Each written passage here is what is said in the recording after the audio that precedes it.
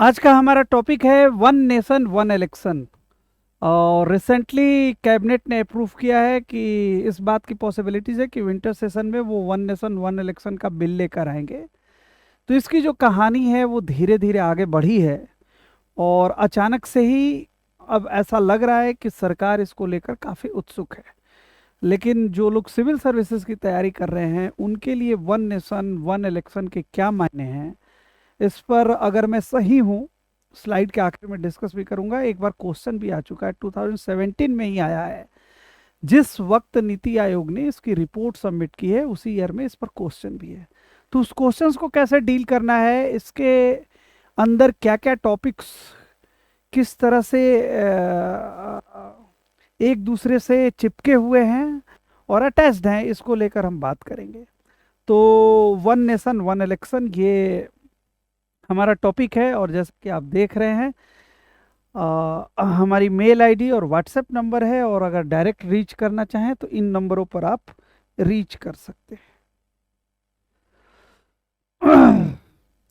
इसकी जो कहानी है वो आज जैसी दिख रही है वो धीरे धीरे परवान चढ़ी है।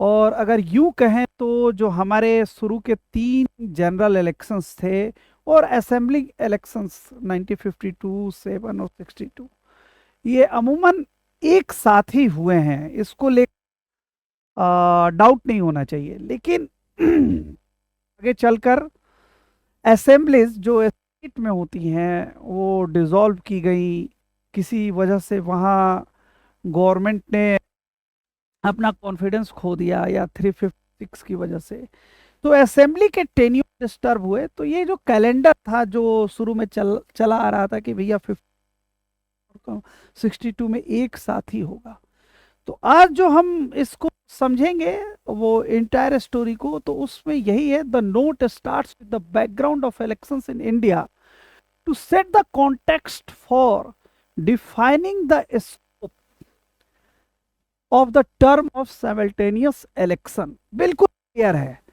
ये आप एकदम क्लियर रखिए कि आज का लेक्चर और आज का टॉपिक बिल्कुल किस चीज के लिए है भैया। तो starts with background.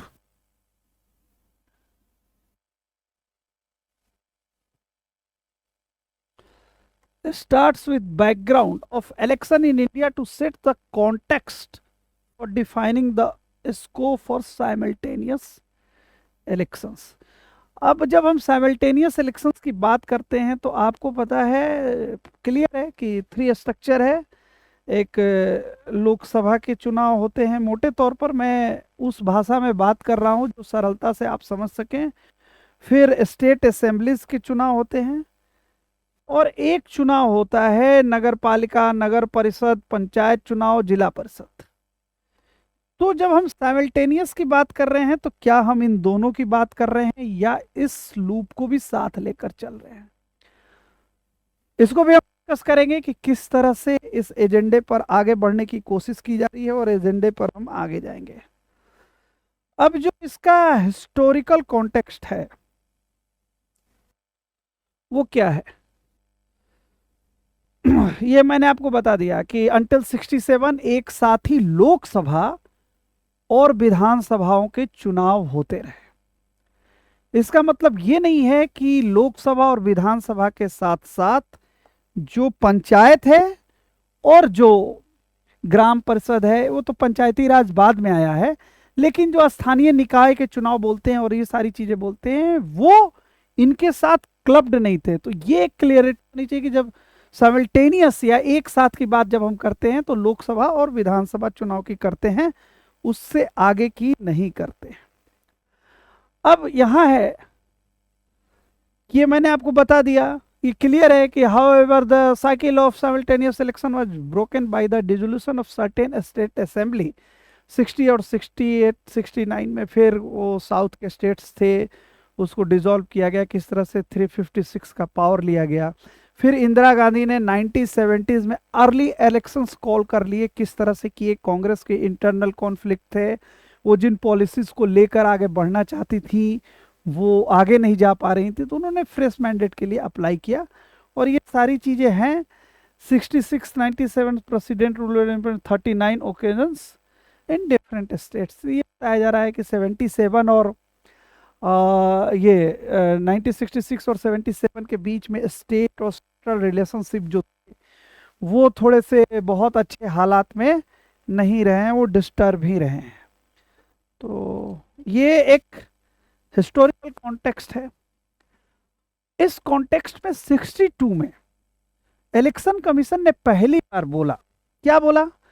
It is obvious desirable that this duplication of efforts and expense should if possible be avoided. देखिए, ये शब्दों पर ध्यान दीजिए, कितने तर्कपूर्ण ढंग से बात की जाती है कि इट्स ऑब्वियस, मतलब इसमें कोई तर्क नहीं है, ऐसा होना चाहिए कि डुप्लीकेशन ऑफ एफर्ट्स यानी चुनाव आयोग चुनाव कराने में जो परिश्रम लगता है वो डबल मेहनत क्यों करे, एक बार लोकसभा के लिए भी करें और विधानसभा के लिए भी करें। तो वो चुनाव आयोग कह रहा है कि इस तरह में जो हमारा श्रम लग रहा है, परिश्रम लग रहा है, पूरी मशीनरीज स्टेट लेवल से लेके डिस्ट्रिक्ट लेवल से लेके सेंट्रल लेवल तक किस तरह से मशीनरीज इन्वॉल्व होती है वो भी हम आगे डिस्कस करेंगे। उसको अवॉइड करना चाहिए और इस खर्चे को भी अवॉइड करना चाहिए। खर्च क्या है, कैसे है, आगे के स्लाइड में क्लियर है। ये इलेक्शन कमीशन ने पहली बार जो है 1962 में कही, और the concept of reverting to simultaneous election was first formally raised by ECI in 1983। 1983 में इलेक्शन कमीशन ने फिर बोला कि भैया एक साथ चुनाव कराओ, अलग अलग चुनाव कराने में खर्च, संसाधनों का समायोजन, बहुत सारी चीजें, it's a very difficult, it's a hectic huge task. तो अगर इसको हम मैनेज कर सकते हैं तो कर लें। फिर इन कॉन्टेक्स्ट में लॉ कमीशन ने दो बार बोला, एक 117th रिपोर्ट है और 99 में। तो इलेक्शन रिलेटेड डिस्ट्रप्शंस, मतलब जो इलेक्शन से रिलेटेड परेशानियां होती हैं, मॉडल कोड ऑफ कंडक्ट लग जाते हैं, रैलियां चालू हो जाती हैं, फिर बहुत तरह से जो सेंट्रल पैरामिलिट्री फोर्सेस हैं उनका मोबिलाइजेशन होता है, बहुत तरह के डिस्टर्बेंस हैं, वो नीचे मैं आपको डिस्कस करूंगा। और 2018 में भी लॉ कमीशन ने सेम चीज कही, लेकिन इस बार जो बात उन लोगों ने कही उस बात में एक चीज निकल के आई, और वो चीज निकल के आई, however it preferred further deliberation with political parties and other stakeholder before final recommendation could be made. उसने कुछ रिकमेंड नहीं किया, उसने जो स्टेक होल्डर हैं, जो मेजर स्टेक होल्डर हैं, पॉलिटिकल पार्टीज हैं, इलेक्शन कमीशन है, गवर्नमेंट मशीनरीज है, तो वो सारे स्टेक होल्डर से बात करने की बात कही और एक कॉन्सेंसस बिल्ड करने की बात की कि कॉन्सेंसस बिल्ड हो तो वो ज़्यादा अच्छी चीज होगी। उसके बाद 2015 की जो पार्लियामेंट्री स्टैंडिंग कमेटी है, उसने, पार्लियामेंट्री स्टैंडिंग कमेटी बहुत सारी चीज़ों पर होती है, लेकिन ये जो personnel public grievances law and justice की है, उसने बोला potential to streamline governance and curb election expenses. तो emphasis its potential to streamline governance and curb election expenses. इससे एक चीज निकल के आई, वो चीज है गवर्नेंस। अब आप देखना आगे इस चीज गवर्नेंस को लेकर और इलेक्शन एक्सपेंस को लेकर, इस दो टॉपिक्स के इर्द गिर्द जो फर्दर रिपोर्ट है, जिस रिपोर्ट की बेसिस पर इतनी बड़ी बात निकल कर आई कि इलेक्शन से गवर्नेंस किस तरह से इंपैक्ट होती है और एक्सपेंसेस वो किस तरह से इसको एलोबरेट करते हैं, खोलते हैं, फैलाते हैं। अभी हमने सिर्फ स्टैंडिंग कमेटी की दो बात की, हमने इसमें दो वर्ड चूज किए। तो पीछे से बैक जाएंगे तो साइमल्टेनियस इलेक्शन का कॉन्सेप्ट आया। कॉन्सेप्ट क्या आया कि लोकसभा और विधानसभा चुनाव का, पंचायत, शहरी, नगर निकाय चुनाव को अलग रख दिया।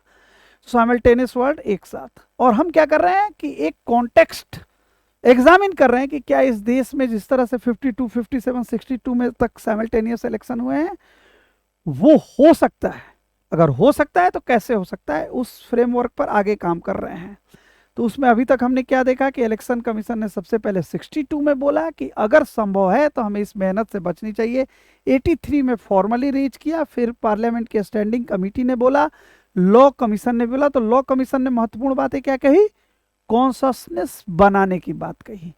तो अब तक का क्लियर है? अगर कोई भी डाउट है तो आप मुझे मेल, फोन कुछ भी करके बोलिए, मैं उसको पर्सनली उस चीज को हैंडल करने की कोशिश करूंगा और उसको करने की कोशिश करूंगा। यहां से बड़ी कहानी चालू होती है। अपितु लॉ कमीशन की रिपोर्ट नीति आयोग के बाद आई है 2018 वाली, लेकिन उन्होंने कॉन्शसनेस बनाने के, नीति आयोग की जो ये रिपोर्ट है थोड़ी डिटेल में है, डिटेलिंग है कि भैया इलेक्शन हो रहा है, इसमें एक वर्ड यूज किया गया है। देखो, मैं जिन चीजों को रेड कर रहा हूं वही आपके आंसर सीट में और आंसर लिखने में काम आने वाले हैं, बाकी चीजों को हटाना था। मैंने साइमल्टेनियस इलेक्शन के कॉन्सेप्ट को बताया, इलेक्शन कमीशन ने 62 में क्या बोला वो बताया, 83 में क्या बोला वो बताया, फिर लॉ कमीशन ने 2 बार बताई, 2 बार क्या बात कही वो बताया। 2017 में जो नीति आयोग ने बोला ना, इसमें एक आया वर्ड परमानेंट इलेक्शन मोड। अब यहां से कहानी चालू हो रही है। परमानेंट इलेक्शन मोड, 2 वर्ड्स मैंने आपको बोले थे, एक बोले थे गवर्नेंस और एक बोला था एक्सपेंस, खर्च। तो इस देश में क्या परमानेंट इलेक्शन मोड है, और अगर है तो उसका इंपैक्ट गवर्नेंस और एक्सपेंस पर क्या है? और दूसरा कॉन्सेप्ट है जो पीछे के लेक्चर में मैंने आपको बताया, इनइक्वलिटी है ही है हमारे यहां। तो इनइक्वलिटी क्यों हम राइज कर रहे हैं? क्योंकि हमको गरीबी हटाना है, पॉवर्टी। अभी तो सरकार दावे कर रही है कि गरीबी हटाई है, बहुत सारी गरीबी कम हुई है, लेकिन फिर भी देश में पर कैपिटा इनकम और पॉवर्टी बनी हुई है। तो क्या परमानेंट इलेक्शन मोड गवर्नेंस को, एक्सपेंस को इंक्रीज करता है, जिससे देश की इकोनॉमिक कंडीशन पर इस तरह का इंपैक्ट आ रहा है? तो जो इसके पक्ष में बातें कही जा रही हैं उसको भी हम डिस्कस करेंगे, और जो पक्ष में नहीं कही जा रही है उसको भी डिस्कस करेंगे। तो अब यहां से हमारे जो आंसर राइटिंग का कॉन्सेप्ट है वो निकल कर आ रहा है। यही इसी के इर्द गिर्द सिविल सर्विसेज में हमें आंसर देना है। और ये इर्द गिर्द क्या है? और बड़ा आसान है, बैकग्राउंड एंड कॉन्टेक्स्ट। क्या, what do you mean by simultaneous election? तो ये तो मैंने बता दिया आपको, ये टर्म डिफाइन कर दिया। ये आपके कॉन्सेप्ट में होना चाहिए कि लोकसभा और विधानसभा चुनाव के, अबे तो साइमल्टेनियस इलेक्शन में निकाय चुनावों की भी बात हो रही है। आगे देखेंगे इस कोविड कमेटी की रिपोर्ट ने इसमें क्या कहा है। दूसरा क्या है? Historical prospective and relevant constitutional and statutory provisions. Constitution क्या कहता है, चुनाव कराने की ताकत किसकी है, चुनाव कितने दिन में, संविधान क्या कहता है, किन किन आर्टिकल्स को हम टच करेंगे, वो चीज है। Why simultaneous election articulating the imperatives for holding simultaneous election in the country. हम इसकी बात क्यों कर रहे हैं? क्या गवर्नेंस या एक्सपेंस या जो परमानेंट मोड ऑफ इलेक्शन है इस देश में, उस पर बातें कर रहे हैं। इसका क्रिटिसिज्म भी आएगा, काउंटर आर्गुमेंट भी आएगा। काउंटर आर्गुमेंट को हमको कॉन्शियसनेस बिल्डअप करने के लिए काउंटर आर्गुमेंट को अच्छे से समझना है और उसकी एनालाइज करना। अगर हम एनालाइज नहीं करेंगे ना तो नहीं कर पाएंगे। फिर हाउ टू प्रैक्टिकली ऑपरेशनल, अगर हमने ये तय कर लिया, मान लो कि इसको इम्प्लीमेंट ही करना है, इसके ढेर हम इम्प्लीमेंट, हाउ? क्योंकि भैया लोकसभा की अपनी गति है, वहां जिस समय बहुमत का नेता अपना सदन में बहुमत खो देता है, लोकसभा डिसॉल्व होनी ही है। फिर उसके टेन्योर को कैसे फिक्स करें, यही चीज विधानसभाओं में है। ये सब सारी चर्चाएं करेंगे आगे, धीरे धीरे हम बढ़ रहे हैं। और कंक्लूजन एंड वे फॉरवर्ड, तो ये जो हमारी आज का लेक्चर है इसी के इर्द गिर्द आगे बढ़ेगा। तो इसमें किसी को कोई दिक्कत, कोई प्रॉब्लम हो तो बताइए। अब भाई अगर कोई चीज सरकार लेकर आती है कि भाई हमें साइमल्टेनियस इलेक्शन कराएं, किसी को, भाई जनता को ये जानना है व्हाई, क्यों। आज तक तो जो चला आ रहा है वो संवैधानिक प्रावधानों के अंतर्गत ही चला आ रहा है, और संविधान जो है यही सारी चीजें कहता है। क्या कहता है क्यों करना है, तो इम्पैक्ट ऑन डेवलपमेंट प्रोग्रेस। देखो क्यों करना है ये समझना बहुत जरूरी है, क्योंकि जो क्वेश्चंस यूपीएससी में पूछे जाएंगे ना, तो वो सारी चीजों को पकड़ कर पूछे जाएंगे। वो मैं पढ़ाने के बाद सबसे लास्ट में डिस्कस करूंगा ये क्या है, क्या कारण है, क्यों, आखिर क्यों हमें ऐसा क्यों करना है। तो पहला तो जो है कि एकदम और development progress and government due to imposition of model contract, ये तो हमने बता दिया आपको। दूसरा चीज है frequent related to massive expenditures by government and other stakeholders. अब गवर्नमेंट के एक्सपेंडिचर्स की बात हो रही है। देखो यहाँ एक्सपेंडिचर दो तरह की है, एक है जो इलेक्शन कमीशन ऑफ इंडिया चुनाव कराने के लिए एक्सपेंडिचर करती है, और दूसरा जो पूरे चुनाव में एक्सपेंडिचर होते हैं। जैसे एक लोकसभा चुनाव और विधानसभा चुनाव अगर मान लो तो 90 लाख से 1 करोड़ के करीब दोनों एक साथ हो तो एक उम्मीदवार खर्च कर सकता है। तो इस तरह से मिलाकर कितने खर्च हो रहे हैं, रैलीज जो कैंडिडेट खर्च करते हैं, कैंडिडेट की लिमिट इलेक्शन कमीशन दिया है, उसको मिलाकर पोस्टर्स, बैनर, हेलीकॉप्टर्स, तमाम तरह की सुरक्षा, ballot paper, ballot paper, EVMs, इन सारी चीजों को लेकर क्या खर्च, एक्सपेंडिचर टोटल कितना हो रहा है, वो एक्सपेंडिचर तो इलेक्शन कमीशन ऑफ इंडिया है।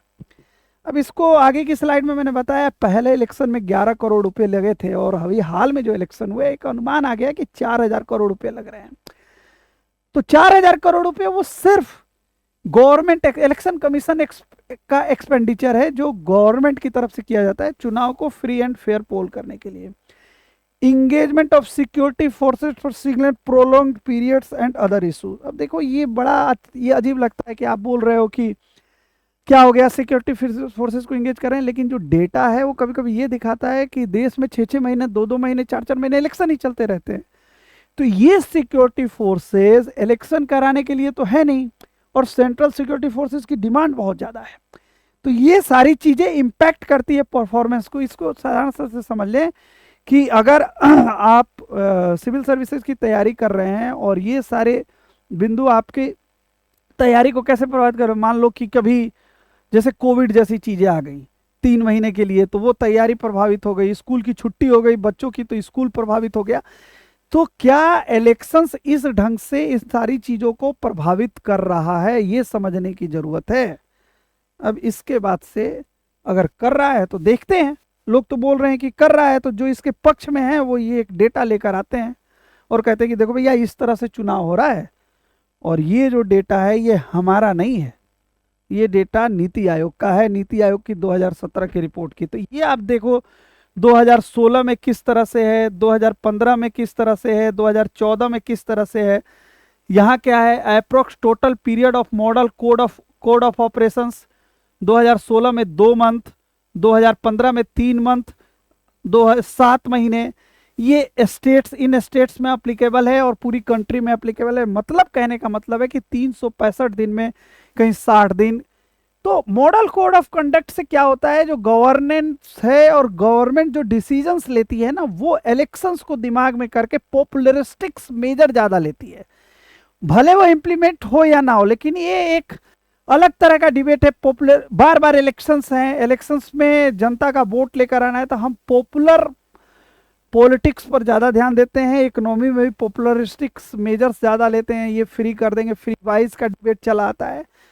तो ये इलेक्शंस कहीं ना कहीं इन डाटा के सहारे ये दिखाने की कोशिश की गई है कि इलेक्शंस जिस ढंग से model of code of conduct में इंगेज होते हैं तो गवर्नेंस पर इंपैक्ट होता है। Likely numbers of future statement पर 6 मंथ पीरियड।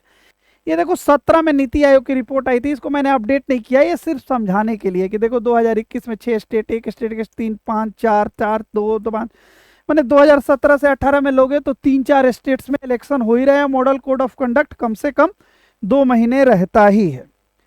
ये एक्सपेंडिचर का मैंने आपको बता दिया, 2013 में 3000 के करीब हुआ था, अभी बात की जा रही है कि लगभग 4000 रुपये के करीब हुआ है। ये इलेक्शंस कमीशन है। अपितु मैं सहमत नहीं हूँ, अपना जीडीपी का आकार बहुत बड़ा है, लेकिन आपको अगर लिखना है एक्सपेंसेस को तो ये तो गवर्नमेंट एक्सपेंसेस है। ओवरऑल इलेक्शन में जो एक्सपेंसेस हो रहे हैं उसका इम्पैक्ट क्या है, उस पर कोविड कमेटी क्या कहती है, वो भी हम आगे देखेंगे। अभी हम सिर्फ ये देख रहे हैं कि बार बार इलेक्शंस ना करा के साइमल्टेनियस इलेक्शन कराने के पक्ष में क्या क्या बातें कही जा रही हैं। अब देखो बात क्या है। एक्सपेंडिंग की मैंने बात की थी। देखो, candidates and political parties in their bid to an election end up spending significantly more than the prescribed expenditure limit. The urge to spend more than prescribed limit to win election is constantly blamed on the key drivers for the corruption and black money in the country. Yes. तो एक चीज है कि electoral reforms की बात होती है, उसका मतलब है कि चुनाव में अगर ब्लैक मनी लगेगी, ये देखो, तो चुनाव के बाद उस काले धन की मुक्ति से संभव नहीं है। कैसे संभव नहीं है? हमें चुनाव जीतना है, चुनाव जीतने में बार बार काले धन का उपयोग होगा, तो जो वो काला धन लगाएगा वो पॉलिसीज को प्रभावित करेगा, गवर्नेंस को प्रभावित करेगा। और ये कोई और नहीं बोल रहा है, ये SY कुरैशी साहब हैं, वो बोल रहे हैं। बड़ा एक इंटरेस्टिंग पक्ष है, पहलू है कि नीति आयोग ने जो 2017 में रिपोर्ट दी है उसमें SY कुरैशी की बातों को बड़ी तरहीज दी गई है। जैसे ये ब्लैक मनी को लेकर वो बोलते हैं कि चुनाव में जो ब्लैक मनी होता है ना, ये गवर्नेंस को बहुत ज्यादा इंपैक्ट करता है, यही कारण है भ्रष्टाचार का, उसको कर्ब करना चाहिए। लेकिन अभी मैंने देखा BBC में एक मुकेश शर्मा प्रोग्राम लेते हैं, द लेंस, उसको मैं सुन रहा था जब ये बना रहा था, क्योंकि उसमें SY कुरैशी थे। तो वो रामनाथ कोविंद कमेटी की रिपोर्ट पर बड़ी गंभीर टिप्पणी करते हैं, वो सहमत नहीं दिखाई देते हैं। और नीति आयोग की जो रिपोर्ट है वो 36 पेज की रिपोर्ट, आप पूरी पढ़ेंगे ना तो उसमें बार बार SY कुरैशी को बताया गया है कि उनकी बात को बड़ी गंभीरता से लिया गया और बताया गया कि किस तरह बार बार इलेक्शन होने से क्या क्या परेशानियां हैं। ये सेंट्रल रिजर्व पुलिस फोर्स की जो मैं बात कहा, वो बात हमेशा रहता है, और किसकी तुलना में state arm force, home guard, district police को वो लोग नहीं मानते हैं फ्री एंड फेयर इलेक्शन के एस्पेक्ट में। तो ये बात तो मैंने बता दी आपको। ये भी बताया जाता है कि frequent election normal public life को डिस्टर्ब करते हैं, इम्पैक्ट गवर्नेंस को करते हैं, पॉलिसी मेकिंग करती है, ये सब ये हो गई। ये जो चीज मैंने आपको पहले ही बता दी, populist politically safe measures, difficult structural reforms which may more beneficial to the public from a longer term perspective. This leads to the suboptimal governments and adversely impact the design and delivery of public policies and development measures. ये लिख लो, ये बहुत important है।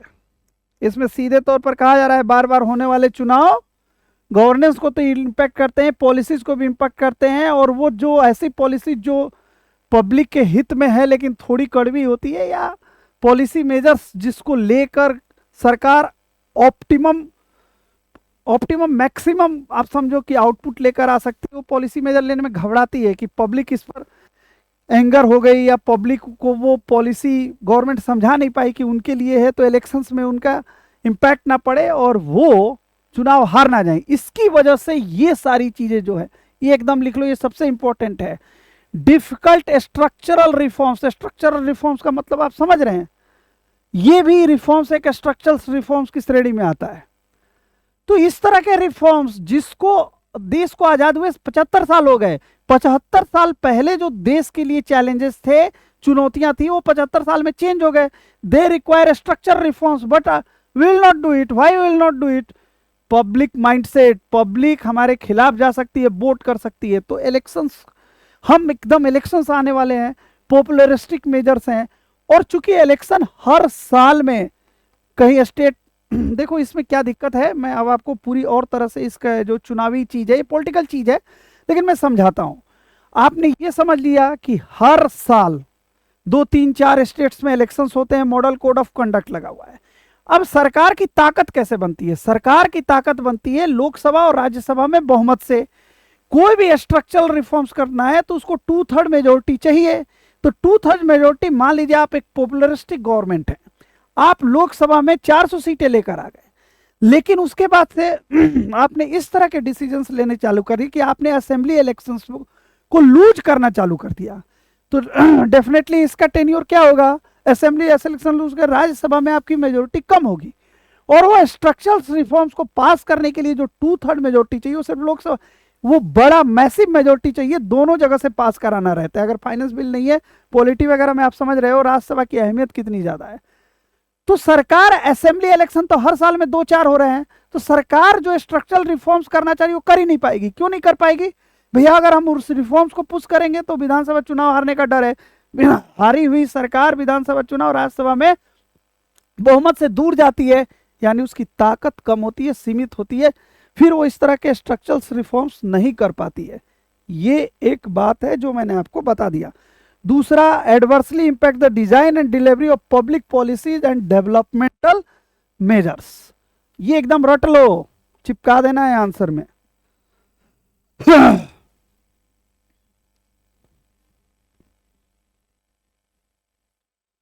अब जो करना चाहते हैं, अब सरकार ने ये मन बना लिया कि नहीं भैया हमको 1 नेशन 1 इलेक्शन लेकर आना है, तो कैसे ऑपरेशनल फिजिबिलिटी होगी, कैसे डुबिलिटी होगी, इस चीज को रामनाथ कोविंद कमेटी ने, अभी तक हम नीति आयोग की रिपोर्ट को डिस्कस कर रहे थे कि ये सब प्रॉब्लम है। नीति आयोग ने भी सजेस्ट किया कैसे होगा, लेकिन नीति आयोग के ऊपर जाके एक्चुअल में आप देखेंगे ना, तो नीति आयोग की जो रिपोर्ट है ना, उसी रिपोर्ट को फैला फैला कर कोविंद कमेटी ने रिपोर्ट बनाई है। तो उनका क्या कहना है कि कुछ कॉन्स्टिट्यूशनल, इतनी बड़ी चीज है तो कॉन्स्टिट्यूशनल अमेंडमेंट होने ही हैं, तो कुछ कॉन्स्टिट्यूशनल अमेंडमेंट होंगे और कुछ चीजें टर्म फ्रेज होगा। क्या होगा? फुल टर्म, और क्या होगा? Unexpired term. ये एक कॉन्सेप्ट को समझ लो। तो अब क्या है हमारे पास कॉन्स्टिट्यूशन में, मैं आज थोड़ा कॉन्स्टिट्यूशन भी लेकर आया हूं, मैं भी पॉलिटिकल लोगों की तरह आपको कॉन्स्टिट्यूशन दिखा दूं। तो हमारे पास जो कॉन्स्टिट्यूशन है उसमें 324 जो है ना, वो कहता है पार्ट 15 में, subordinates direction and control of election to be vested in election commission. वो 324 आर्टिकल है। अब जो यूपीएससी के लिए तैयारी कर रहा है वो समझो कि ये संशोधन किन किन आर्टिकल्स को टच कर रहा है, और जिन जिन आर्टिकल्स को टच कर रहा है उस आर्टिकल्स को आपको जानना ही जानना है, क्योंकि वो प्रीलिम्स में भी उस पर क्वेश्चन आएगा, मेंस में भी आ जाएगा। मेंस में इस तरह के क्वेश्चन आ सकते हैं कि 1 नेशन 1 इलेक्शन जो है मैसिव कॉन्स्टिट्यूशनल अमेंडमेंट को के तरफ जाता है, और उसमें कौन कौन से आर्टिकल्स प्रभावित होती हैं, आर्टिकल्स किस सीमा तक मॉडिफाई किए जाएंगे या चेंजेज होगा, अमेंडमेंट होगा, उसको डिस्कस कर लीजिए। तो ये सारी चीज आ सकती है। तो पहला आर्टिकल है 324 इलेक्शन कमीशन की ताकत, और उस आर्टिकल के बाद क्या चीज सामने आएगी? वो चीज सामने आएगी कि भैया टर्म फिक्स है। तो टर्म फिक्स है तो उस टर्म को किस आर्टिकल से देखेंगे? तो 83 आर्टिकल है लोकसभा के लिए, 172 है विधानसभाओं के लिए, और फिर residuary power voting with parliament under article 248, ये भी हमको देखना है। इसमें ये भी पूछा था कि ये पावर क्या है, पार्लियामेंट के पास किस तरह से पावर है, और फिर 327 में संशोधन करना पड़ेगा। तो मैंने आपको आर्टिकल्स बता लिए, लिख लो, 324, 383, 172, 248। 248 के अंदर जो लिस्टिंग है ना, एंट्री है 97, उसको मैं एक्सप्लेन करूंगा अभी आने के वक्त, अभी मैंने बता दिया। तो ये टर्म क्यों क्वाइन किया गया, अब ये सब मैंने आपको बता दिया कि इन आर्टिकल से आएगा। ये टर्म इसलिए क्वाइन किया गया कि क्या है कि इलेक्शन कमीशन जो है 324 में तो चुनाव करा रहा है आर्टिकल्स में, लेकिन इसका टेन्योर फिक्स है। टेन्योर कहां से फिक्स हो रहा है? तो आर्टिकल 83 और 172 से फिक्स हो रहा है। तो वहां पर ये एक क्या करेंगे, 5 ईयर टर्म को कैसे डिफाइन कर देंगे? एक कर देंगे फुल टर्म और दूसरा कर देंगे अनएक्सपायर्ड टर्म। किसी वजह से अगर कोई नेता लोकसभा या विधानसभा के अंदर बहुमत खो देता है और इस्तीफा देता है, और फिर उस विधानसभा या लोकसभा की संरचना में it's not possible to form another government with another leader, then what will do? Lok Sabha भंग होगी, विधानसभा भंग होगी और चुनाव होंगे। लेकिन वो किस लिए चुनाव होंगे? वो अनएक्सपायर्ड टर्म के लिए। मतलब जितना काल बचा हुआ है, अगर लोकसभा में 5 साल के लिए जो निर्वाचित होते हैं तो उसका टेन्योर तो फिक्स नहीं है, लेकिन ये टेन्योर को फिक्स करेगा। और पहली जो सरकार बनी अगर वो 2 साल तक चली तो अगली बार जो चुनाव होंगे वो सिर्फ 3 साल के लिए होंगे, 5 साल के लिए नहीं होंगे। ये टर्म क्वाइन किया, कहाँ किया? कोविद कमेटी ने क्वाइन किया कि इस हिसाब से हम आगे बढ़ेंगे। अब आगे क्या होगा? उन लोगों ने बोल दिया, ये तो आपको बता ही दिया कि 324 है आपके पास, तो 324A को इंट्रोड्यूस कर दिया। क्या नया आर्टिकल इंट्रोड्यूस किया? 324A to ensure election to municipality and panchayat general election 3 tiers governance, 3 tiers governance को यूनिफाइड कर दिया। अब यहां आप समझना, ये जो है ना म्युनिसिपैलिटीज और पंचायत, ये स्टेट गवर्नमेंट के अंडर में है, इसलिए ये कॉन्स्टिट्यूशनल अमेंडमेंट है, 2/3 मेजोरिटी चाहिए। तो आर्टिकल 324A, ये एक नया आर्टिकल आ रहा है जो ये बता रहा है कि 2 इलेक्शन को सिंक्रोनाइज करेंगे और म्युनिसिपल इलेक्शन को भी कुछ दिनों के बाद कर देंगे। फिर दूसरी चीज क्या आ रही है?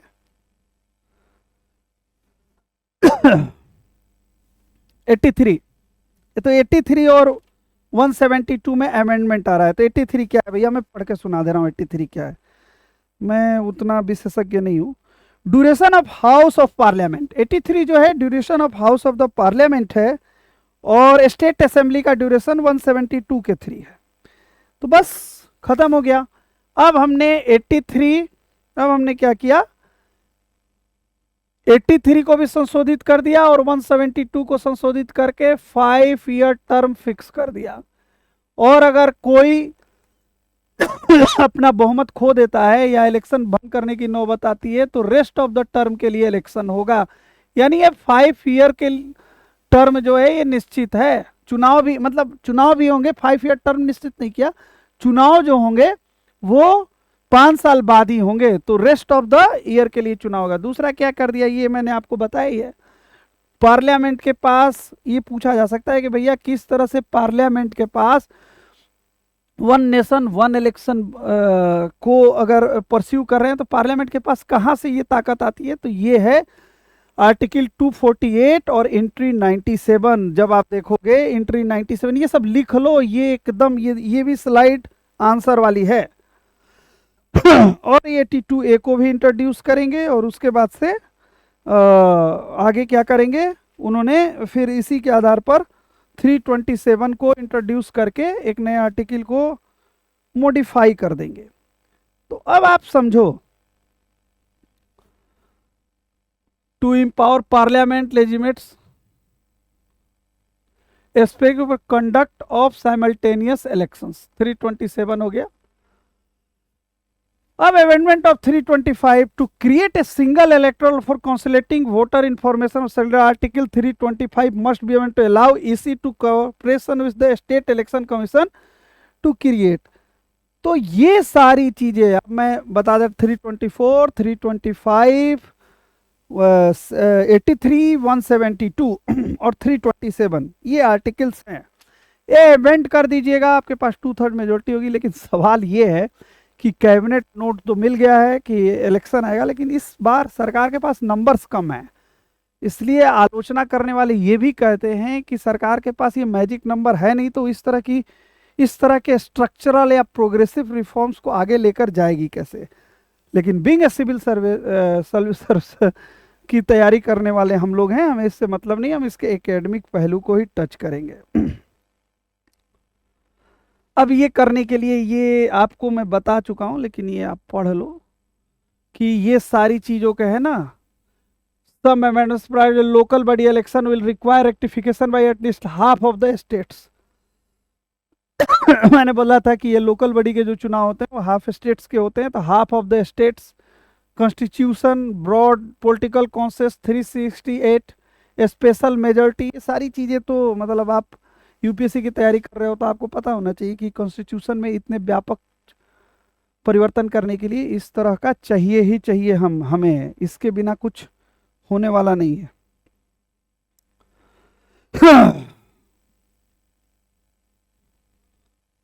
अब यहां से थोड़े पक्ष की बातें हो गई, थोड़ा दुनिया में देखते हैं क्या होता है।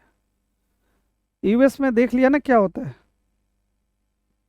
यूएस में 4-4 साल पर चुनाव होते हैं, 4 साल राष्ट्रपति का होता है और मिड टर्म में 2-2 साल पर होता है। यूके ने इस तरह की चीजें अपनाने की कोशिश की, लेकिन वो अपना नहीं पाए। उसके ऊपर एक इंडियन एक्सप्रेस में बहुत बढ़िया आर्टिकल है, उस आर्टिकल को हमें देखना भी चाहिए और समझना भी चाहिए।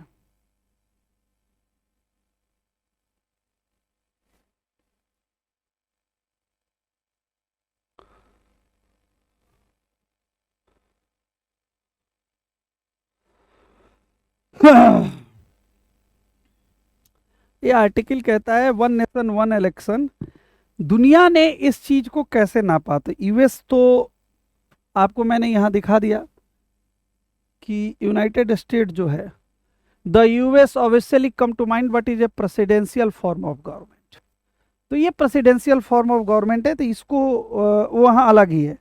यहाँ जो इम्पोर्टेंट चीज नीचे की तरफ है ना, ये समझो 2001 में यूके ने फिक्स टर्म पार्लियामेंट करने की कोशिश की अर्ली इलेक्शंस को, but in the very sense of House of Commons overrode this law and election were held in 2017। और फिर उन लोगों ने fix term parliament act was repealed. यहां से ये खत्म हो गया, ये आप देख रहे हो। तो कहने का मतलब ये है कि जो ये सारी चीजें हैं, इसको जरा अच्छे से समझो, मैं अच्छे से समझाना चाह रहा हूँ कि यूएस, हमें ये समझना पड़ता है ना कि हमारा संविधान खुद ही दुनिया के सारे संविधानों से लिया गया है। तो यूके में तो 2010, 11, 12 में आया, 17 में लोगों ने समझा कि ये ठीक नहीं है और उसको ऐसे हटा भी लिया इन लोगों ने। फिर इसी तरह से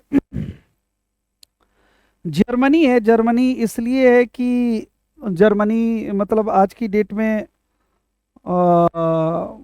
यूरोपियन इकोनॉमी में बढ़िया कर रहा है, लार्जेस्ट फेडरल कंट्री है, वर्ल्ड ओवर 2 कहता। आप ये देखो, ये भी क्या कर रहा है, without naming its parliament system has evolved into where collisions are expected features. अब वहां की डेमोक्रेसी इवॉल्व कर गई।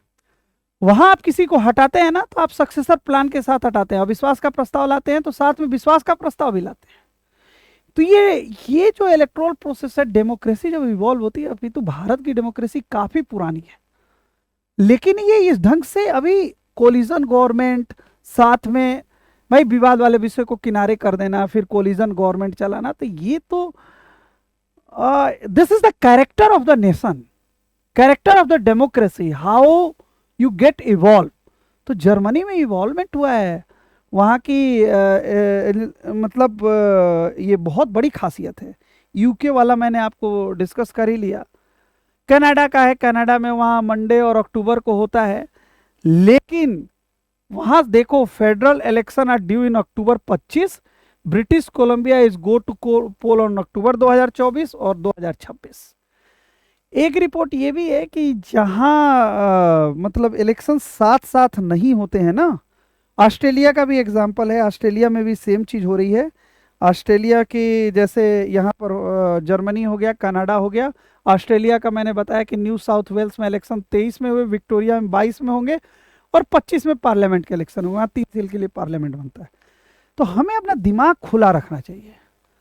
हमारे संविधान बनाने वालों ने अपना दिमाग बिल्कुल खुला रखा, हर जगह से चीज़ों को लेकर आए। अम्बेडकर के इलेक्शंस और पार्लियामेंट्री डेमोक्रेसी पर क्या थॉट है वो भी मैं बताऊंगा। मैं आपको मतलब इस ढंग से इस टॉपिक को कवर करना था, कुछ छूटे नहीं, कहीं से भी कुछ पूछा जाए तो पटक के आप उसको जवाब दे सके। तो ये चीज सामने आई। अब क्या कहानी है, यूएस भी डिस्कस हो गया, यूके, ऑस्ट्रेलिया, कनाडा सब डिस्कस हो गया। अब थोड़ा आगे चलते हैं। पी चिदम्बरम जो आलोचक हैं, पी चिदम्बरम का इसलिए मैंने लिखा कि हर पार्टी की तरफ से कोई ना कोई अखबारों में लिखता रहता है। जैसे बीजेपी की तरफ से राम माधव लिखे, प्रधानमंत्री भी लिखते हैं लोग। पी चिदम्बरम ने क्या बोला कि जो कोविड कमेटी बनी, उस कमेटी में ना, it had no mandate to make a recommendation against the idea of holding simultaneously. Committee ऐसी बनी जिसके पास ये अधिकार ही नहीं है कि आप ये बोल सको कि साइमल्टेनियस इलेक्शन नहीं होंगे। तो वो कमेटी बनी कि आपको ये प्रूफ, आपको ये करके देना है, आप एक्सप्लोर करो कि किस तरह से होगा, आप पता करो, 324A लेकर आना है, 83 को संशोधित करना है, 172 को मतलब ये सारी चीजें हैं। इन सब चीजों को संबंधित करके आप कमेटी इस तरह से, पी चिदम्बरम इसकी बड़ी आलोचना करते हैं और कहते हैं कमेटी में कौन सज्जन थे, तो उसके बारे में वो टिप्पणी करते हैं। अब चूंकि ये पूर्व राष्ट्रपति की कमेटी है, इसलिए हमें ये सारी चीज़ों को टिप्पणी में और आंसर्स में नहीं लेना है, लेकिन इसको अगर अच्छे लैंग्वेज में लेंगे तो हम ये कर सकते हैं कि इट सिम्स कि जो लोगों का पार्टिसिपेशन है, लोगों से विचार माने इन्वॉल्वमेंट और बड़ा हो सकता था, बड़ा हो सकता था कि भैया लोगों की और ज़्यादा राय ली जाए, लोगों को और ज़्यादा स्टेक होल्डर को बनाया जाए। लॉ कमीशन ने बोला ना कि कॉन्शसनेस बनाना है। अभी हम धीरे धीरे आगे बढ़े, ये आलोचना के पॉइंट हैं। क्या है यहां से वो अंबेडकर की पार्लियामेंट्री डेमोक्रेसी की चीज लेकर आ रहे हैं। वो क्या ला रहे हैं? That was the antithesis of federal parliamentary democracy. Baba Saheb के पार्लियामेंट्री डेमोक्रेसी पर क्या विचार है, इग्नू में बहुत अच्छे 6-7 पेज का नोट्स है, वो भी मैं अभी शेयर करूंगा, वो पढ़ लेना, बिल्कुल पढ़ लेना। वो 7 पेज पढ़ने में टेक्स्ट है, पढ़ने में कुछ नहीं जाएगा। In a parliamentary democracy the elected government is responsible to people representatives every day. मतलब कहने का क्या मतलब है, पार्लियामेंट्री डेमोक्रेसी में पीपुल रिप्रेजेंटेटिव, प्रधानमंत्री या प्रधानमंत्री की सरकार संसद के प्रति उत्तरदायी है हर सेकंड, हर क्षण। और जिस क्षण वो संसद में विश्वास खो देती है, तत्क्षण ही वो सरकार खत्म हो जाती है। अविश्वास, आप समझे मैं क्या कहना चाह रहा हूं? पीपुल रिप्रेजेंटेटिव मतलब सरकार जो है पार्लियामेंट की तरफ जिम्मेदार है। और पार्लियामेंट में कौन बैठे हुए हैं? चुनकर आए लोग ही जनता के प्रतिनिधि हैं। अगर सरकार का विश्वास ही नहीं है, सरकार विश्वास खो देती है, तो सरकार नहीं रह जाती, सरकार गिर जाती है, हट जाती है। तो ये इसकी बात कर रहे हैं। और constitutional makers rejected decisive the presidential system, वो इस चीज को कहीं ना कहीं प्रेसिडेंशियल सिस्टम से जोड़ रहे हैं। कोविद कमेटी ने भी, योगेंद्र यादव ने जब आर्टिकल लिखा तो उन्होंने आलोचना करते हुए लिखा कि ये बड़ा ही मजाकिया लगता है कि कोविद कमेटी ये कहती है कि भारत में प्राइम मिनिस्ट्रियल और प्रेसिडेंशियल दोनों फॉर्म की गवर्नमेंट है। इस तरह की आलोचना है। अब हमें यह समझना है कि हमने क्यों कराने, वो तो समझ लिए, आलोचक क्या कह रहे हैं वो भी समझना है, आंसर राइटिंग बिल्ड करनी है। और वो कहते हैं कि इंडिया जिस तरह का देश है, इंडिया हेट्रोजेनिटी, उसकी वजह से जो कॉन्स्टिट्यूशन बनाने वाले लोग थे उन्होंने इस तरह के आइडिया कॉन्सेप्ट को लिया ही नहीं। अब कॉन्स्टिट्यूशन बनाने वाले जो लोग थे उन्होंने इस आइडिया और कॉन्सेप्ट को नहीं लिया है। तो ये देखो, मैं एक चीज आपको दिखाता हूं, वो पढ़ना जरूर है। अगर आप पढ़ोगे ना तो आपको अच्छा लगेगा।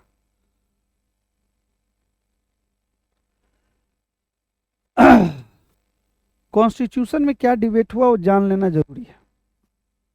ये है पार्लियामेंट्री डेमोक्रेसी के बारे में बाबा साहब के विचार। ये थोड़ा जानो, जानने से कोई दिक्कत नहीं होने वाला है। Meaning of parliamentary democracy, Ambedkar view on parliamentary democracy, वहीं चलते हैं।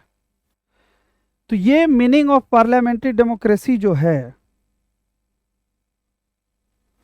India is the largest democracy in the world, scholars have defined. वो कहते हैं, वो अंबेडकर जी बहुत, वो parliamentary, according to Ambedkar, parliamentary democracy is unknown to us at present, but in India one time had parliamentary institutions. India was far more advanced in ancient times. If you go through the suktas of Mahaparinirvana, Buddha के सुक्ता में बोलते हैं कि बुद्ध जब कुशीनगर में कस्या कुशीनगर है, आपको पता है महात्मा बुद्ध ने वहीं प्राण त्यागे थे। तो वो बोलते हैं कि जब वो प्राण त्याग रहे थे तो उस समय, देखो क्या बोल रहे हैं वो ये कहते हैं कि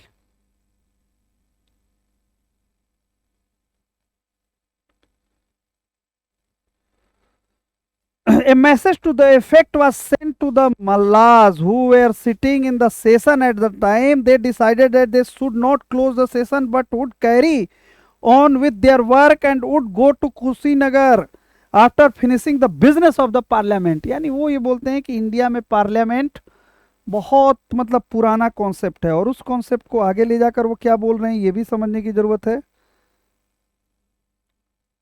उसको यहां वो जोड़ते हैं। वो क्या कहते हैं, वो ये कह रहे हैं, देखो parliamentary system parliamentary system of the government means that a stated period those who want to advise the head of the state must have the confidence of the people in themselves renewed. और उसके बाद क्या कह रहे हैं, उसके बाद वो कहते हैं according to him this is also not enough. Parliamentary system of government is much more than government by discussion. There are two pillars on which the parliamentary system of government rests. These are the fulcrums on which the mechanism are. These two pillars are an opposition, free and fair election. What does it mean? अब parliamentary democracy पर मैं नहीं बात कर रहा हूँ, one election पर बात कर रहा हूँ. तो वहां से दो चीज मैं लेकर आता हूँ, वो ये लेकर आता हूँ. तो देखो अब मैं कैसे किस चीजों को जोड़ रहा हूँ. बाला साहब क्या बोल रहे हैं कि डेमोक्रेसी के टू पिलर्स हैं, और टू पिलर्स क्या हैं? एक है अपोजिशन और दूसरा पिलर क्या है? वो फ्री एंड फेयर इलेक्शन.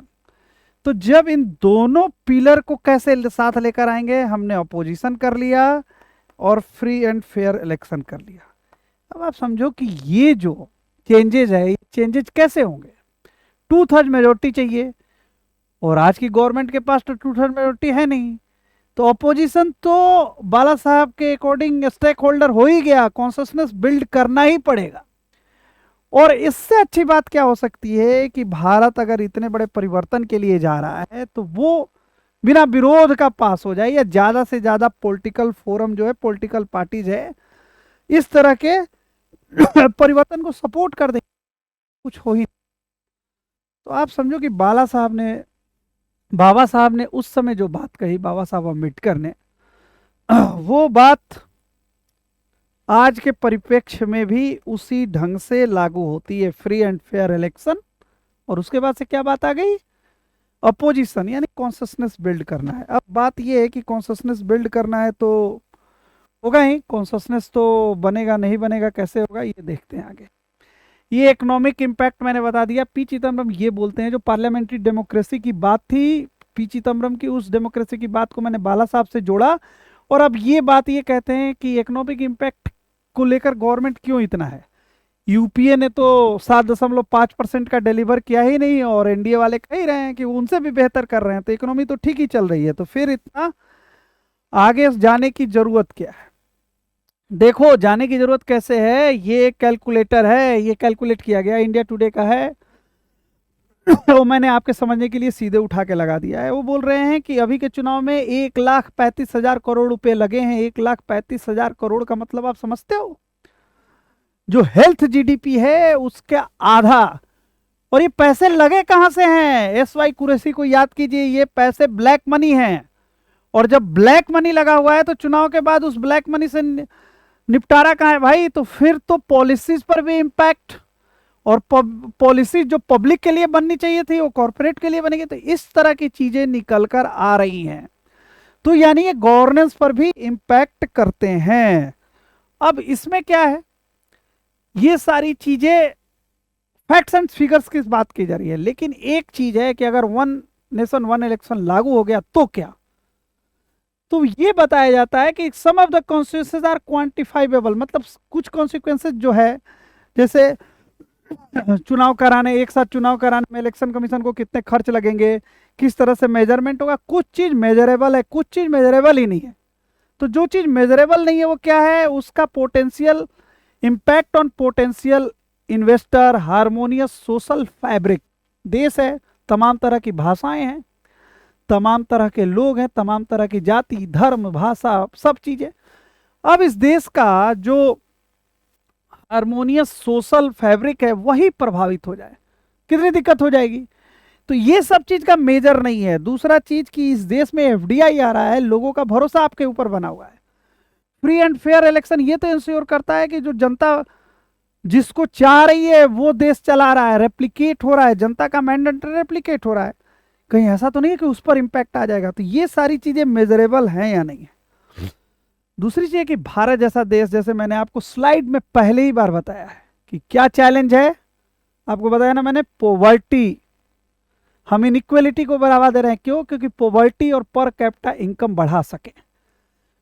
तो अब ये भी तो है ना कि इस देश की जनता क्या चाह रही है, क्या वो वन नेशन वन इलेक्शन से उसकी जीवन स्तर, जीवन प्रत्याशा बढ़ रही है, जीवन स्तर बढ़ रहा है, पर कैपिटा इनकम बढ़ रहा है, तो क्यों नहीं चाह रही है? उसको बार बार वोट देने में इंटरेस्ट है या एक ही बार वोट देने में इंटरेस्ट है? तो इसका जो इकोनॉमिक इम्पैक्ट को हम जब मेजर करें तो आप देखो 1.5% जीडीपी बढ़ रहा है, फिजिकल डेफिसिट बढ़ेगा, गवर्नमेंट एक्सपेंडिचर बढ़ रहा है, इन्फ्लेशन डाउन हो रहा है और इन्वेस्टमेंट भी बढ़ रहा है। ये मेजरेबल इम्पैक्ट है, बड़ा इम्पैक्ट है। और 1.5% को कम मत समझिए, वो जीडीपी का जो पाई है ना, वो लगभग समझ लो आप कि उसमें उतना पैसा तो हम खर्च कर रहे हैं ना चुनाव में, जितना हेल्थ पर खर्च करते हैं उसका आधा, और लगभग एजुकेशन के साथ भी वही रिलेशन है उसका। तो वहां 1.5% जीडीपी बढ़ेगा तो कितने लोगों का पर कैपिटा इनकम बढ़ेगा, लिविंग स्टैंडर्ड बढ़ेगा, कितने लोग गरीबी से बाहर आएंगे? ये चैलेंज है हिंदुस्तान के लिए आज। योगेंद्र यादव एक इलेक्शन के माने जाते हैं, तो उनका मैंने आपको दिमाग को सही, मतलब हमें आलोचनाओं को भी सही ढंग से लेना चाहिए, तो उसके लिए बोल रहे हैं। तो वो कह रहे हैं कि ये जो कोई भी लोग ये रिकमेंडेशन वगैरह किए, उनका मेरा ये कहना है कि वो उस रिकमेंडेशन में तो ये चीज़ें भी लिखी हैं कि इंडिया में प्रेसिडेंशियल और प्राइम मिनिस्ट्रियल दोनों फॉर्म की गवर्नमेंट है, तो उसका मजाक उड़ाते हैं। तो उनका कहना है कि ये बहुत ही ज़्यादा ये नहीं है, एक्सेप्टेबल नहीं है। क्यों नहीं है? अब वो और चिदम्बरम जैसे लोगों का ये कहना है, अपोजिशन का मतलब ये कहना है कि 8-10 आदमी की कमेटी थी और नीति आयोग में जो पेपर बने 2 लोगों ने बने, तो फिर 10-12 लोगों ने देश के बारे में फैसला ले लिया, लेकिन ये फैसला लेने वाले लोग क्या हैं? इसमें एक दो तो ठीक है, संविधान विशेषज्ञ थे, कॉन्स्टिट्यूशनल, लेकिन बाकी लोग इस स्तर के नहीं थे। तो उसकी आलोचना की जा रही है कि इसकी वजह से परेशानी है, मतलब सरकार के दम पर 10-12 लोग मिलकर किसी चीज को, मान्यता को स्थापित करने की कोशिश कर रहे हैं, उसके अगेंस्ट में जो क्लॉज है वो दिया जा रहा है। अब हमारा सवाल ये है कि बिंग हम तो सिविल सर्विसेज की तैयारी कर रहे हैं, हमें एकेडमिक से मतलब है भाई, वो वन नेशन वन इलेक्शन हो या बार बार चुनाव हो, जो व्यवस्था चल रही है, डेमोक्रेसी और इकोनॉमी कैसे इंप्रूव करेगी? इकोनॉमी का तो मैंने आपको बता दिया, डेमोक्रेसी के इंप्रूवमेंट के लिए क्या चाहिए, ये एक बड़ा इंपॉर्टेंट फैक्ट है। और ये देखिए, ये आई ओपनिंग रिपोर्ट है। एक्चुअल में चीज क्या होता है कि अगर कोई चीज सामने आती है तो उसके पक्ष में भी बिंदुओं को स्थापित किया जाता है और विपक्ष में भी किया जा रहा है। पक्ष में जिन लोगों ने बिंदुओं को स्थापित किया वो भी हम पढ़ चुके हैं, विपक्ष में जो किया वो भी पढ़ चुके हैं। लेकिन हम किस एस्पेक्ट में पढ़ रहे हैं? हम आंसर साइट सीट पर लिखने के एस्पेक्ट में पढ़ रहे हैं, हम एस्से लिखने के एस्पेक्ट में पढ़ रहे हैं, हम सिविल सर्विसेज की तैयारी के एस्पेक्ट। उसमें एक रिपोर्ट आई है, ये प्यू रिसर्च की 2024 की ही रिपोर्ट है। इस रिपोर्ट में एक चीज निकल के आया है, 24 देशों में हुआ है कि people in the most countries survey suggest change to politician will improve democracy. Bharat में क्या लोग चाह रहे हैं? देखो, भारत के लोग क्या चाह रहे हैं? भारत के लोग इकोनॉमिक रिफॉर्म्स चाह रहे हैं, इंडिया और साउथ अफ्रीका के लोग। गरीबी है, लोग अच्छा जीवन जीना चाह रहे हैं। तो एक तरफ जहां ये पॉलिटिशियंस की बात ये सारे देश कर रहे हैं, यूएस में पॉलिटिशियंस और गवर्नमेंट रिफॉर्म्स की बात हो रही है, वही इंडिया में लोग इकोनॉमी की बात कह रहे हैं कि डेमोक्रेसी को इंप्रूव करने के लिए इकोनॉमी की जरूरत है। और ये कैसे कर रहे हैं ये भी देख लीजिए। ये है इंडिया। इंडिया में देखिए सबसे पहली चीज क्या है? Economic reforms, policies and legislation, फिर पॉलिटिशियन, थर्ड नंबर पर पॉलिटिशियंस। इकोनॉमी की ड्राइवर फोर्स हो गई है। मोस्ट मेंशन्ड, आप देखो मोस्ट मेंशन में क्या है? हर जगह पॉलिटिशियन है। इकोनॉमिक रिफॉर्म्स, इजराइल में जुडिशियल सिस्टम है। इस तरह से ये चीजें हैं। ये प्यू कमेटी की रिसर्च है, ये काफी आंसर्स में काम आएगी। इसको भी पढ़ डालो, जैसे अंबेडकर का पार्लियामेंट्री वाला है वो पढ़ना है, ये भी पढ़ डालना है। तो अब क्या वे फॉरवर्ड है? टॉप ऑफ द एजेंडा क्या है भैया? देश पहले, डेमोक्रेसी पहले, प्रोस्परस इंपावर्ड सिटीजन पहले। अब चीज जो बाहर निकल के आ रही है वो आ रही है, ये चीज टेक अवे है, इसको भी देख लो। However in the context of elections in India, voting is a complex phenomena is driven by the factors such as incumbency, anti-incumbency, तो उसमें क्या होता है भैया, स्टेट गवर्नमेंट की इनकम्बेंसी रिफ्लेक्ट हो जाती है जनरल इलेक्शन में, जनरल इलेक्शन की इनकम्बेंसी इधर हो जाती है। ऑर्गेनाइजेशन का स्ट्रेंथ क्या है, वोटर बूथ पर क्या पार्टी का संगठन इतना मजबूत है कि हर बूथ पर मौजूद है। तो ये सारी चीजें जब निकल कर आ रही हैं तो ये स्लाइड पढ़ने के लिए है, इसको पढ़ लीजिए, ये सारी चीजें मैं डिस्कस कर चुका हूं। तो अब आगे की जो बात बाहर आ रही है वो ये आ रही है क्या कि consequence is the key in implementing the one nation one election. और उस चीज को भारतीय जनता पार्टी के तरफ से राजनाथ सिंह नॉमिनेट किए गए हैं, शायद मैं अगर सही हूं तो प्रहलाद जोशी को भी नॉमिनेट किया गया है और एक कोई और भी है। तो राजनाथ सिंह का एकदम रिसेंट स्टेटमेंट है, वो क्या है,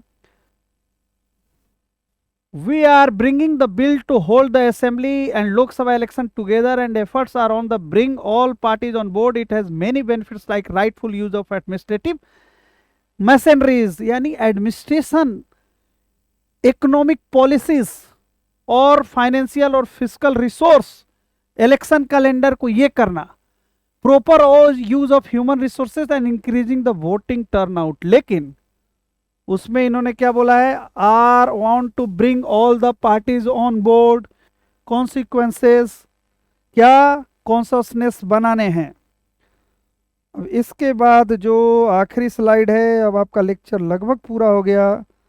ये क्वेश्चन आया था यूपीएससी में, simultaneous election to be Lok Sabha and the state assembly will be limit the amount of time and money spend in the election but will reduce the government accountability to the people, discuss. तो अब इसको discuss करना है क्या, इतना पढ़ने के बाद आप क्या बोल दोगे, state assembly will limit the amount of the time, time का चार्ट मैंने आपको बता दिया। आपके पास क्या आंसर है, आंसर है चार्ट बना दिया कि हर ईयर में लगभग 2 3 4 5 ऑन एन एवरेज 4 स्टेट्स में इलेक्शंस होते हैं, तो इसको हम लिमिट कर देंगे। मनी स्पेंड्स का बता दिया, इस 11 करोड़ इलेक्शन कमीशन ने किए थे, 4000 करोड़ हो गए, टोटल मिला के 1,35,000 करोड़ के करीब चला गया। हेल्थ जीडीपी का आधा हो गया। But it will reduce the government accountability तो पीपुल्स, डिस्कस। बाबा साहब अंबेडकर का पार्लियामेंट्री डेमोक्रेसी का क्या है, पार्लियामेंट्री डेमोक्रेसी का क्या है, द टाइम नेता। पार्लियामेंट्री डेमोक्रेसी क्या है, जो सरकार बनती है वो हर क्षण हर समय लोक के विश्वास पर है और लोकसभा यानी लोक के प्रति उत्तरदायी है। और जिस समय वो अपना मैंडेट खो देती है, विश्वास खो देती है, वो सरकार चली जाती है। तो लोगों के मैंडेट से बनी सरकार जिस समय लोगों में विश्वास खो दे, उस समय वो सरकार गिर जाती है। बाबा साहब अम्बेडकर ने 2 पिलर्स बताए, ऑपोजिशन और फ्री एंड फेयर इलेक्शंस। तो आप समझ गए कि पार्लियामेंट्री डेमोक्रेसी इंडिया के लिए नया नहीं है। ये बताया कि जब महात्मा बुद्ध निर्वाण को प्राप्त हो रहे थे तो उस समय जो खबर भेजी गई वो उन्होंने क्या बोला, असेंबली के विधायी कामकाज को निपटाया और फिर आगे वो गए। तो आपको मैंने पूरी तरह से बता दिया। इसमें जो स्टडी सजेस्टेड है वो बाबा साहब अम्बेडकर का है, पार्लियामेंट्री डेमोक्रेसी का। अब मैं एक सजेस्टेड स्टडी आपको बता दे रहा हूं, वो बड़ा अच्छा रहेगा आपके लिए। तब तक आप मुझ तक पहुंचने का तो कुछ बताइए। मेरे इस वीडियो को लाइक कीजिए और निश्चित तौर पर ये बताइए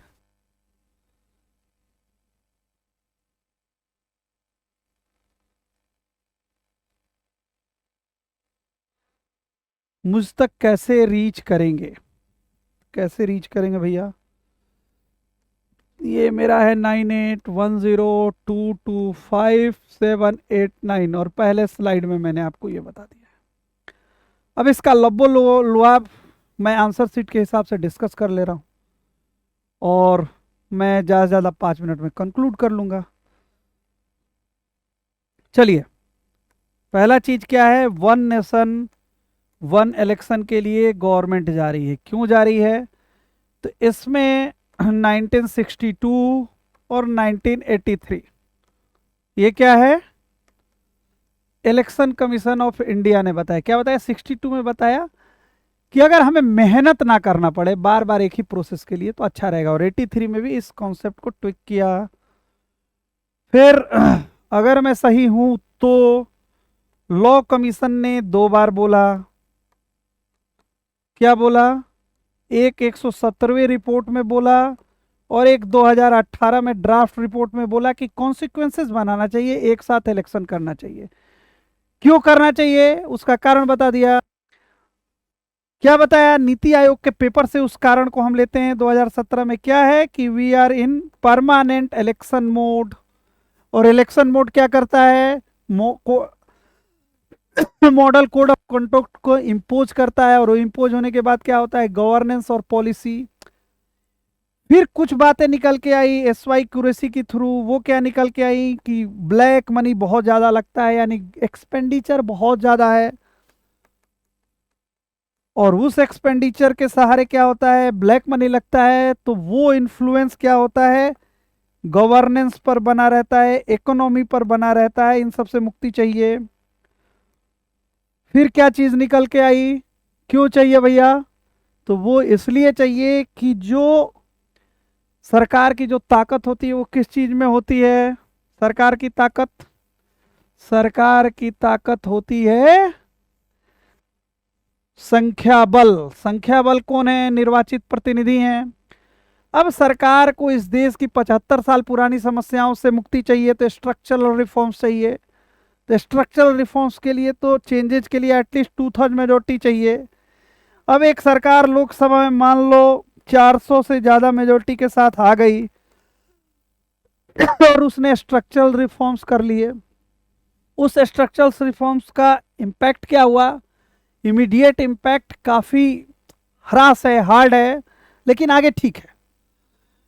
तो अब हर औसतन 4 से 5 विधानसभाओं में हर साल चुनाव हो रहे हैं, तो क्या कहानी होगी, वो विधानसभा चुनाव हारेंगे, विधानसभा चुनाव हारेंगे तो क्या होगा, राज्यसभा में मेजोरिटी कम होगी, राज्यसभा में जब मेजोरिटी कम होगी तो संविधान को संशोधित करने का पावर कम हो जाएगा। जब संविधान को संशोधित करने का पावर कम होगा तो सरकार कमजोर होगी, यानी देश की भलाई के लिए जो स्ट्रक्चरल रिफॉर्म्स हैं और जो पॉलिसी मेकिंग है वो बार बार पॉपुलरिस्टिक मेजर से इम्पैक्ट खाती है। क्या खाती है, इम्पैक्ट खा रही है। पॉपुलरिस्टिक मेजर क्या है, फ्री बाइज, फ्री बाइज समझ रहे हो ना, 2 लेक्चर में मैंने बहुत सारी चीजें बता दी है। तो पॉपुलरिस्टिक मेजर है, इंडिया एक तरफ स्ट्रगल कर रहा है, इनइक्वालिटी को बढ़ा रहा है, पॉवर्टी खत्म करने के लिए, पर कैपिटा इनकम बढ़ाने के लिए, और यहाँ इलेक्शन की वजह से वो कठोर और सही निर्णय नहीं ले पा रहे हैं। तो फिर विवेक देवराय कमेटी ने क्या बोला, इससे बाहर आना चाहिए। तो उस चीज को कैसे बढ़ाया गया उस चीज को रामनाथ कोविंद साहब ने कैसे बढ़ाया, उन्होंने बोला एक टर्म क्वाइन किया, फुल टर्म और अनएक्सपायर्ड टर्म। तो उनका ये कहना है कि चुनाव 5 साल बाद ही होंगे, कब से, 2029 से। तो कुछ संविधान संशोधन है, आर्टिकल्स जुड़े हुए हैं, तो कौन कौन से आर्टिकल हैं, 324 ये इलेक्शन कमीशन को चुनाव कराने की। फिर कौन से आर्टिकल हैं, वो आर्टिकल हैं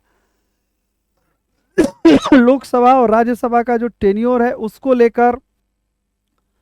तो मेरे को जहां तक याद है 83 लोकसभा के लिए, 172 इसके लिए है, क्या कहते हैं, विधानसभा के लिए।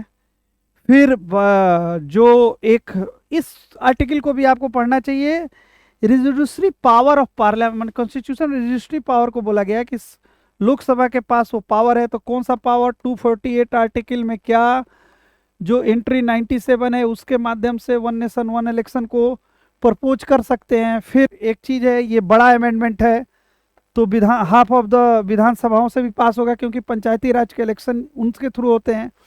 तो इट रिक्वायर्स मैसिव अमेंडमेंट। ये जो मैंने बताया वो कंक्लूड कर रहा हूँ। फिर पी चिदम्बरम जैसे आलोचक लोगों का क्या करना है कि पार्लियामेंट्री डेमोक्रेसी, जो क्वेश्चन है एग्जैक्ट वही चीज, किसे पार्लियामेंट्री डेमोक्रेसी पर इम्पैक्ट होता है। तो आप क्या बोलोगे कि बाबा साहब अम्बेडकर 2 पिलर्स बोलते हैं, अपोजिशन को भी बोलते हैं और parliamentary free and fair elections को, यानी बाबा साहब का एम्फेसिस इलेक्शंस पर है। और इलेक्शंस फ्री एंड फेयर ही नहीं रहेगा जब उसमें ब्लैक मनी चली गई, एक्सपेंडिचर इतना ज्यादा आ गया कि गवर्नमेंट जो है पॉपुलिस्टिक मेजर ले रही है अपने बहुमत को ही टिकाए रखने के लिए और चेंजेस करने के लिए, तो ये बड़ा घोच पोच हो गया है। तो उस जो दूसरा मतलब दो पिलर्स है उसमें जो दूसरा पिलर्स इलेक्शंस का है वो प्रभावित हो रहा है। तो उस प्रभाव को, उसके निगेटिव इम्पैक्ट को कम करने के लिए जो पॉजिटिविटी है इसमें, जो मैंने स्लाइड्स में सब आपको बताया, गवर्नेंस को बढ़ाएगा, जीडीपी को बढ़ाएगा, फिस्कल डेफिसिट को थोड़े दिन के लिए बढ़ाएगा, लेकिन गवर्नमेंट एक्सपेंडिचर को, इन्वेस्टमेंट को बढ़ाएगा। फिर उसके अगेंस्ट में जो पी चिदम्बरम साहब का कहना है कि डेमोक्रेसी को लेकर इस तरह की चुनौती है, तो उस चुनौती को लेकर राजनाथ सिंह ने जो स्टेटमेंट दिया कि ऑल पार्टी मीटिंग हम करेंगे और एक कॉन्शसनेस बिल्डअप करने की कोशिश करेंगे, ज़्यादा से ज़्यादा जो पॉलिटिकल ग्रुप हैं उनके बीच बिल्डअप करने की कोशिश करेंगे, और उसके बाद से जो पॉलिटिकल ग्रुप्स कॉन्सिक्वेंसेस डेवलप होने के बाद से आगे बढ़ेंगे। तो अच्छा तो यही हो कि कॉन्सिक्वेंसेस के साथ हो वन नेशन वन इलेक्शन। आपका टेक अवे मैंने बता ही दिया है, राजनाथ सिंह ने जो लास्ट स्टेटमेंट दिया, लास्ट वाली स्लाइड टेक अवे है। 4-5 स्लाइड बताई हमने पढ़ने के लिए, 2-3 फैक्ट्स और फिगर इलेक्शन एक्सपेंसेस का, और क्वांटेबल मतलब कुछ चीजें मेजर की जा सकती है वन नेशन वन इलेक्शन की, वो भी मैंने बता दिया कि जीडीपी पर क्या इंपैक्ट है, वो सारी चीजें, सारी स्लाइड। इसमें जो भी क्वेश्चंस बने वो भी हमने आपको क्वेश्चंस के आंसर बता दिए। और भी क्वेश्चंस बन सकते हैं। क्या बन सकते हैं क्वेश्चंस? वो कुछ क्वेश्चंस अगर आपके दिमाग में तो हमें भेज दो। मैंने हर एक क्वेश्चंस को ऑब्जर्व करके ही ये पूरा डिटेल में बताया है। पार्लियामेंट्री डेमोक्रेसी की बात की है, वन नेशन वन इलेक्शन पूरे ग्लोबल इंपैक्ट कैसे है वो भी हमने बात की। देखो जर्मनी की डेमोक्रेसी की भी बात आप ले सकते हो कि डेमोक्रेसी इतनी इवॉल्व हो गई है कि वहाँ सक्सेसर प्लान के साथ एक सरकार को गिराया जा सकता है। ये वाजपेयी जी के जमाने में बात होती थी। फिर यूके में फिक्स टर्म किया गया, वो रियर प्रेसिडेंशियल फॉर्म यूएसए से हम कैसे अलग हैं ये देख सकते हो। जर्मनी का तो हमने एग्जांपल ले लिया। ऑस्ट्रेलिया में देखो नहीं सपोर्टिव है, फिर भी वो लोग अच्छा करें। तो सारे मेजरमेंट्स पैरामीटर हमने बता दिया, लेकिन अल्टीम टेक अवे यही है जो आप टेक अवे लिखोगे कि कॉन्सियसनेस बिल्डअप करना सबसे ज़्यादा जरूरी है। Definitely one nation one election के अपने फायदे हैं, लेकिन वो फायदा बहुत इम्पैक्टफुली बाहर आएगा अगर सारी पॉलिटिकल पार्टी या मैक्सिमम पॉलिटिकल पार्टी कॉन्सिक्वेंसेस के साथ बाहर आए। बस इसके साथ ही आज का लेक्चर समाप्त होता है। ये लेक्चर कैसा लगा ये बताइएगा। अभी 10-15 दिन की और मेहनत है, उस मेहनत के बाद हम कोशिश करेंगे ऑफलाइन और ऑनलाइन दोनों क्लासरूम चलाने की। आप हम तक पहुंच सकते हैं, मैं मोबाइल नंबर फिर लिख रहा हूँ, 9810225789। Thank you for watching. आप सबका धन्यवाद।